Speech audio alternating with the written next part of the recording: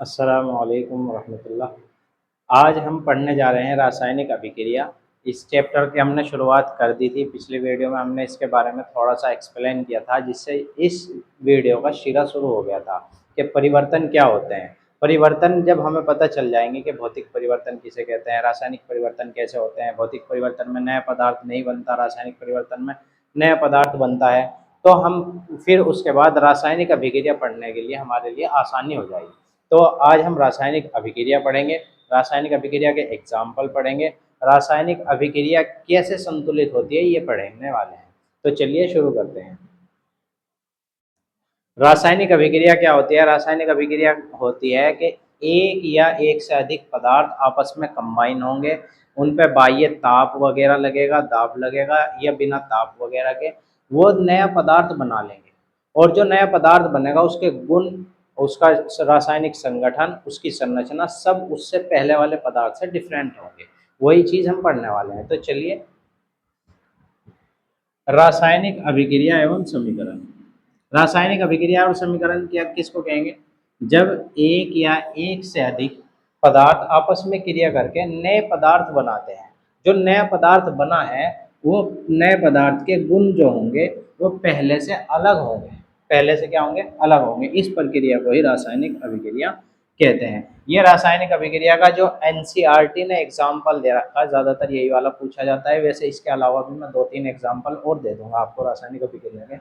ये है हमारा मैग्नीशियम ऑक्सीजन के साथ अभिक्रिया करता है तो बनाता है मैग्नीशियम ऑक्साइड। मैग्नीशियम रिबन होता है। मैग्नीशियम रिबन को हम ऑक्सीजन की उपस्थिति में बर्न करते हैं, यानी जलाते हैं। जब जलाते हैं तो मैग्नीशियम ऑक्साइड बनता है। जो मैग्नीशियम ऑक्साइड बना है, इसके गुण और इसका रासायनिक संगठन इससे मैग्नीशियम से भी और ऑक्सीजन से भी अलग होता है, क्योंकि मैग्नीशियम एक धातु है और ऑक्सीजन एक गैस है।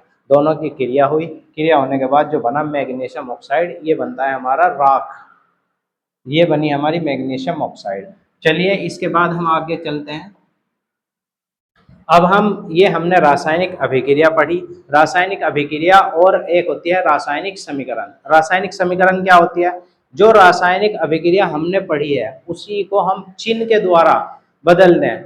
अगर चिन्ह के द्वारा हम उसको प्रतीत करेंगे या दिखाएंगे तो वो हमारी रासायनिक समीकरण कहलाएगी, और नाम के द्वारा क्या कराएंगे तो वो हमारी रासायनिक अभिक्रिया कहलाएगी। तो देखें, रासायनिक अभिक्रिया को प्रतीकों या सूत्र की सहायता से संक्षेप में लिखने के तरीके को क्या कहते हैं? रासायनिक समीकरण कहते हैं। जो हमने ये ऊपर वाली पढ़ी थी, magnesium plus oxygen plus magnesium oxide, ये तो हमारी रासायनिक अभिक्रिया होगी। और जो नीचे लिखी हुई है MgO2 और MgO, ये हमारी आपकी क्या होगी? रासायनिक समीकरण होगी। नीचे वाली रासायनिक समीकरण, ऊपर वाली रासायनिक अभिक्रिया है। तो यह समझ में आ गया डिफरेंस। रासायनिक अभिक्रिया पूछी जावे तो रासायनिक अभिक्रिया की डेफिनेशन अलग है। रासायनिक समीकरण पूछी जावे तो रासायनिक अभिक्रिया को ही उसके सूत्रों के माध्यम से या उसके चिन्ह के माध्यम से प्रतीत करने की अभिक्रिया को क्या कहते हैं? रासायनिक अभिक्रिया कहते हैं। तो चलिए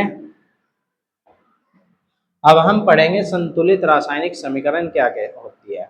संतुलित रासायनिक समीकरण किस वजह से पता चला कि हम संतुलित रासायनिक समीकरण दे सकते हैं? उसके लिए हमें एक नियम पढ़ना होगा जिसको हम कहते हैं रासायनिक द्रव्यमान संरक्षण का नियम।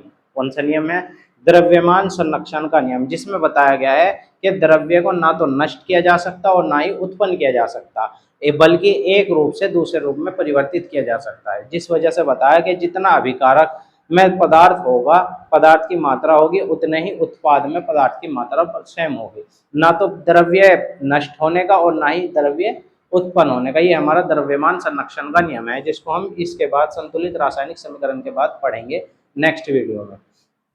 इसमें क्या बताया गया है? जिस रासायनिक समीकरण में अभिकारकों और उत्पादों में प्रत्येक तत्व के परमाणुओं की संख्या बराबर होती है। अभी जो बताया कि ना तो हम इसको नष्ट कर सकते और ना ही उत्पन्न कर सकते, यानी अभिकारक में भी इतना ही चीज होगी और जो बनेगा उत्पाद उसमें भी समान होगी, लेकिन गुण चेंज हो जाएंगे बस। तो प्रत्येक परमाणुओं की संख्या क्या होती है? बराबर होती है। उसे ही हम क्या कहते हैं? संतुलित रासायनिक समीकरण कहते हैं। जैसे हमारी ये लिखी हुई है Mg+O2 = MgO। अगर हम यहाँ देखें तो हमारे ऑक्सीजन 2 लगे हुए हैं, यहाँ ऑक्सीजन एक लगा हुआ है, तो हम इसको जब बैलेंस करेंगे तो हम क्या लगाएंगे, यहाँ हम इसके आगे 2 लगाएंगे। 2 लगाया तो हमारे mg कितने हो गए, यहाँ 2 हो गए, तो mg को भी हम क्या करेंगे,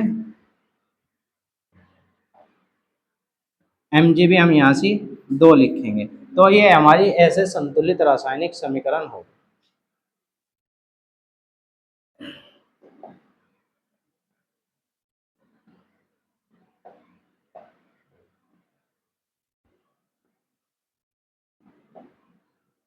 ये 2 होगा और यहाँ पर भी हम क्या लगाएंगे, 2 लगाएंगे। तो ऐसे हमारी ये 2 mg हो गए, 2 O, यहाँ 2 MgO बन जाएंगे। इस तरीके से हम बैलेंस कर सकते हैं रासायनिक समीकरण को, किसी को भी संतुलित कर सकते हैं। Thank you.